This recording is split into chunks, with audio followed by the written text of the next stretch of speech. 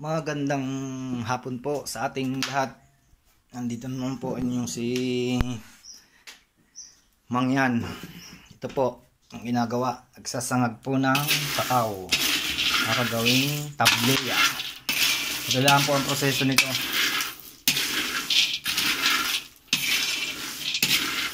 Para maging tsokolate ang kakao. Pagkatapos po nitong sangag, ayusin po yung balat at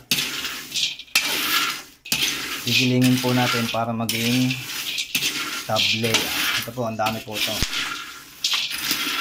Medyo maganda po kasi ngayon ang presyo ng tableya dito sa lugar namin. Ayan po. Manumanong halo lang po ito, mga 2 oras.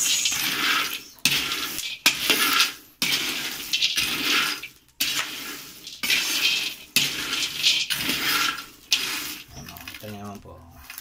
Ito ang seeds ng kakao.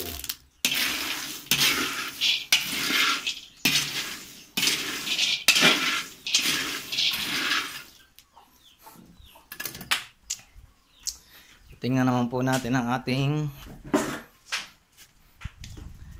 kamyas na pinatutuyo.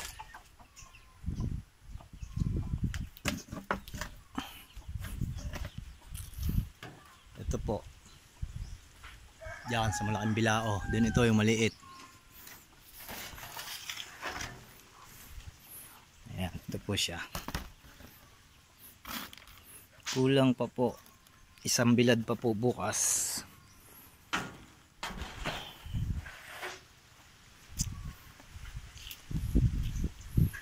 Ayan po. Yan, kahoy. Yan. Saging.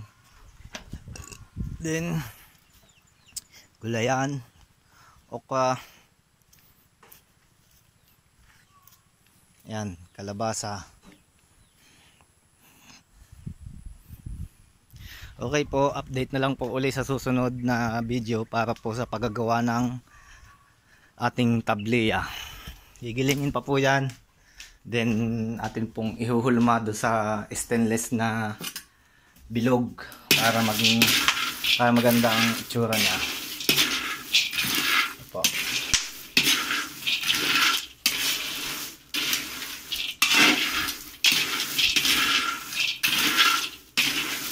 Okay, maraming salamat po at pa-subscribe naman po dito sa aking munting channel na Gibo Jaime J, taga Bako Mangyan po. Maraming salamat po.